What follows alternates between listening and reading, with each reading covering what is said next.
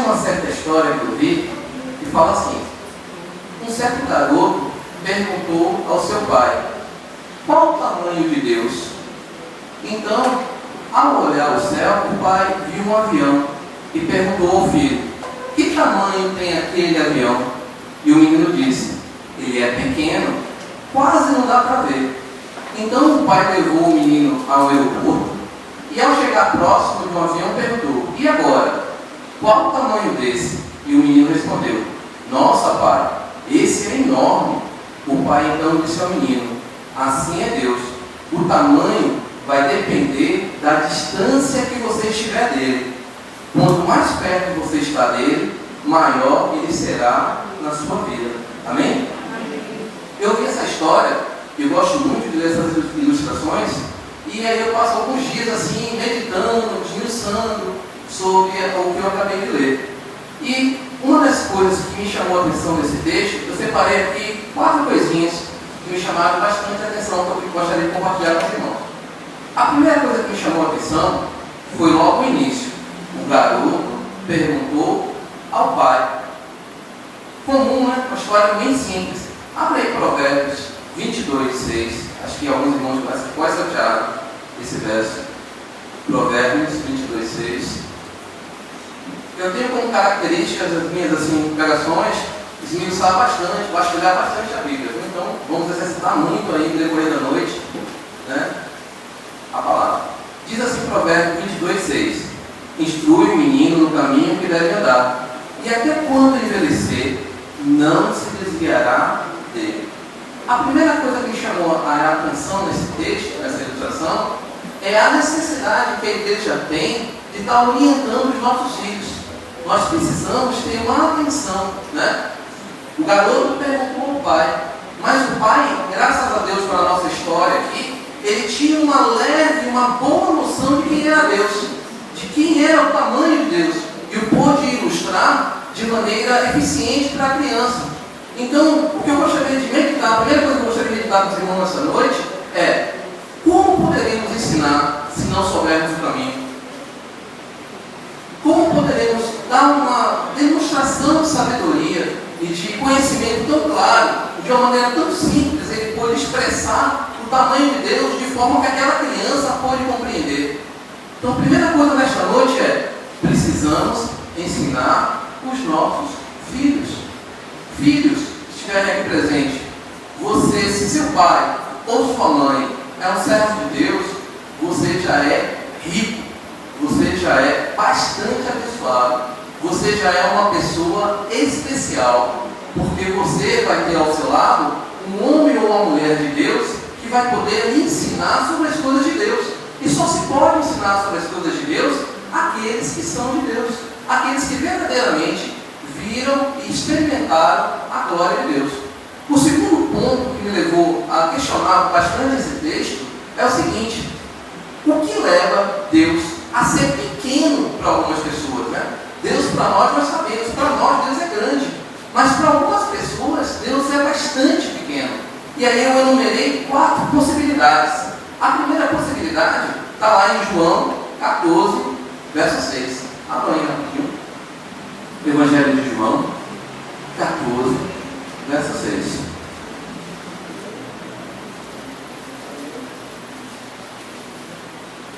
Diz assim: e respondeu-lhe Jesus: eu sou o caminho, a verdade e a vida. Ninguém vem ao Pai senão por mim. Ponto. A primeira situação que torna Deus pequeno para alguns homens é porque eles simplesmente não conhecem Jesus Cristo. É impossível presenciar, ver a glória de Deus se você não experimentou o novo nascimento. Então, assim, se você não conhece Jesus Cristo, não é possível dimensionar o tamanho de Deus. Deus é pequeno, porque você, para conhecê-lo, precisa experimentar o novo nascimento. Você precisa conhecer Jesus. O segundo ponto que me leva a crer, pela qual as pessoas, para algumas pessoas, Deus é pequeno, está lá em Jeremias 29. Abra aí rapidinho. Jeremias 29. Quando eu falo que Deus é pequeno, é no sentido de que na visão humana, viu, irmão? é grande independente de qualquer visão. É na visão humana, assim como aquele garoto, ao ver o avião de longe, pareceu-lhe pequeno, assim são alguns homens. Ao ver Deus a uma certa distância, veem um Deus pequeno, porque não estão muito próximo dele. Jeremias 29, verso 12, diz assim: então me invocareis, e ireis, e orareis a mim, e eu vos ouvirei. Buscar-me-eis e me achareis, quando me buscares de todo o vosso. Esse é o segundo motivo. O primeiro motivo para qual alguns homens veem Deus pequeno é pela possibilidade, pela oportunidade que ainda não tiveram de aceitar Jesus Cristo como Senhor e Salvador. A segunda possibilidade é que alguns homens, apesar de terem aceitado Jesus Cristo como Senhor e Salvador, eles não o buscam, eles não se aproximam de Deus, eles não oram. Como consequência, Deus está sempre distante diante deles. É necessário orar, é necessário a leitura da palavra e é necessário o exercício das boas obras. É necessário fazer a obra de Deus. Dessa forma, Deus vai se mostrar sempre próximo a você. E diante disso, Deus será como aquele avião no solo, gigante, perto de você. A terceira possibilidade está também no verso em Jeremias. Jeremias, verso 12.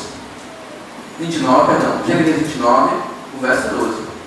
Diz assim: buscar-me-eis e me acharei, quando me buscarem de todo o vosso coração. Alguns homens, eles têm o coração dividido, e por ter o coração dividido, não conseguem se aproximar de Deus. E com isso, Deus na vida desse homem é sempre pequeno, é sempre mínimo, porque o coração dele geralmente está ocupado ou com a amargura, ou com o remorso, né? Ou com algum tipo de dor, ou com algum tipo de pecado que habita aquele coração e não consegue. Então, assim, para que Deus seja grande na sua vida, é necessário orar, é necessário buscar, então Deus vai se mostrar a você. Mas para que você se aproxime de Deus, o seu coração tem que estar limpo. Não pode haver amargura, não pode haver tristeza, não pode haver pecado no seu coração. Por isso, ao se aproximarmos de Deus, é necessário limpar o nosso coração. Então, repassando: primeiro, alguns homens não aceitaram Jesus. Segundo, alguns aceitaram Jesus, mas não exercitam a oração, não exercitam a leitura da palavra. Terceiro, eles não limparam o seu coração. É necessário estar com o coração limpo. Precisamos limpar o nosso coração diariamente. E a última opção é: buscar-me-eis e me achareis, quando me buscareis de todo o vosso coração. Volte lá para Êxodo, lá no início que a gente viu, o Êxodo 33. Êxodo 33 é um verso muito interessante, porque fala de quando Deus pediu para Moisés pediu para Deus, para ver a glória de Deus. Vamos lá, Êxodo 33, o verso 18 que nós lemos no início, né? Vamos ler agora até o verso 23, e diz assim: Moisés disse ainda: rogo-te que me mostre a tua glória. Respondeu-lhe o Senhor: eu farei passar por toda a minha bondade diante de ti, e te proclamarei o meu nome Jeová, e terei misericórdia de quem tiver misericórdia, e me compadecerei de quem me compadecer. E disse mais: não poderás ver a minha face, porquanto homem nenhum pode me ver a minha face e viver. Disse mais o Senhor: eis aqui um lugar junto a mim, aqui, sobre a penha de Corás. E quando a minha glória passar, eu te porei numa fenda da penha, e te cobrirei com a minha mão, até que eu haja passado. Depois, quando eu tirar a mão, me verás pelas costas, porém a minha face não se verá. Isso foi o máximo que o homem conseguiu ver da glória de Deus.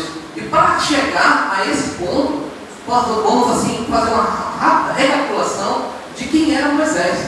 Moisés é um homem que levou 40 anos sendo treinado, vivendo no Egito, e mais 40 anos sendo treinado no deserto, passando por uma preparação para a obra que Deus tinha chamado. Moisés era um homem de coração limpo. Moisés era um homem temente ao Senhor. Moisés era um homem que orava certamente a Deus, porque Deus falava face a face com Ele. Essa é a necessidade que se tem, essa é o respaldo bíblico que se tem para que o homem consiga ver um pouquinho mais da glória de Deus. Aí vem a grande pergunta ao ler essa frase, né? Qual é o tamanho de Deus na sua vida? Aí duas respostas são possíveis para essa pergunta.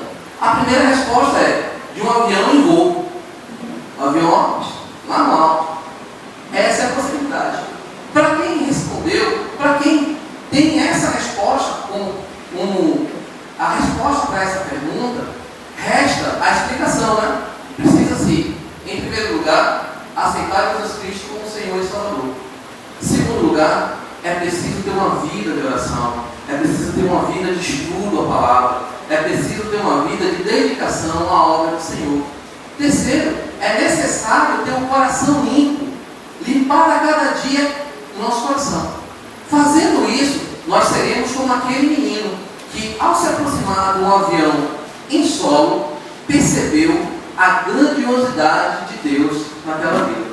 Ele pôde perceber o quanto Deus é grande. E aí são as duas perguntas, as duas respostas que se pode ter. Será que ao examinarmos as nossas vidas e fazermos a pergunta, qual é o tamanho de Deus nas nossas vidas, será que vai ser como um avião em voo? Ou será que vai ser como um avião no solo, que ao olhar-se de perto, não se pode compreender o tamanho da grandiosidade daquela máquina? É preciso refletir, é preciso experimentar a se aproximar de Deus. E assim como Moisés e outros tantos na Bíblia, é necessário experimentar a glória de Deus, mas é necessário se pagar o preço, é necessário experimentar uma vida de oração. Sem uma vida de oração, não é possível se ver um Deus glorioso, um Deus muito grande. Você malmente vai ver um Deus histórico, um Deus que todo mundo vê. Todo mundo fala, né? Deus é mais, Deus é grande, Deus é poderoso. Mas quantos realmente puderam ver a glória de Deus? Eu vi a glória de Deus na minha vida a um homem incrédulo que pôde aceitar Jesus Cristo. E o meu aceitar Jesus Cristo, ao contrário, geralmente da maioria, que é um aceitar emotivo, eu aceitei Jesus Cristo conscientemente do que eu estava fazendo. Eu parei, eu analisei a palavra de Deus, eu ouvi aquilo, aquela palavra me impactou e eu parei e pensei durante uma semana. Durante uma semana eu fiquei pensando, não tem jeito, não tem como esquecer o que eu ouvi. E o que eu ouvi foi algo muito simples. Para vocês, para nós hoje, é normal. Eu ouvi Deus falar. Deus falou de coisas que estavam no meu coração, verdades em que eu não poderia mais viver, simplesmente ignorando aquela verdade. E hoje, como cristão, eu não consigo viver sem que não tenha experimentado a cada dia a glória de Deus. É necessário a cada dia me aproximarmos mais de Deus, através da oração, através do estudo da palavra. Mas não pude mais viver. Via aquelas palavras, revelava muita coisa que estava no meu coração, e ao me aproximarmos de Deus, Deus vai nos mostrar quem verdadeiramente somos.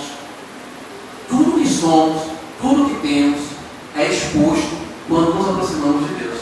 Deus nos revela quem somos nós, para que possamos nos ver e nos consertar, e nos corrigir, e nos aproximarmos cada dia mais dele. E quem sabe um dia podemos ter, né? Quem sabe não, há uma promessa de um dia nós vermos ele como nem mesmo Moisés pôde ver naquele dia, ver como ele é, na sua forma natural, naquele dia lá no grande céu. Então, amados, ao passar e ao meditar essa palavra, eu pude perceber o quanto é importante, assim como aquele menino reconheceu a grandiosidade de Deus, mediante aquela pequena comparação que foi feita, um avião voando e um avião no pátio, e ele percebeu que Deus é muito grande, né? Assim como eu, assim como vocês, um dia paramos e percebemos o quanto Deus é grande nas nossas vidas. Sejamos como Moisés, queremos assim a cada dia ver Deus mais de perto, ver mais a sua glória, ver mais e permitir que, ao ver cada vez mais a presença de Deus nas nossas vidas, nós possamos dizer: grande é o Senhor, muito digno de louvor. Não posso mais viver ignorando que Deus é grande. Não tem mais como viver imaginando viver de qualquer jeito. Quando você para e você vê e se aproxima de Deus, e vê quem Deus é, e vê quem você é, a vontade é uma só: precisamos mudar. A vontade de mudar, a vontade de querer, a vontade de tirar tudo que dá de ruim no nosso coração. Eu agradeço a oportunidade em nome de Jesus, pedindo aos irmãos e orando para que nós possamos ter um intuito no coração de a cada dia nos aproximarmos mais e mais de Deus. Amém? Eu agradeço a oportunidade em nome de Jesus.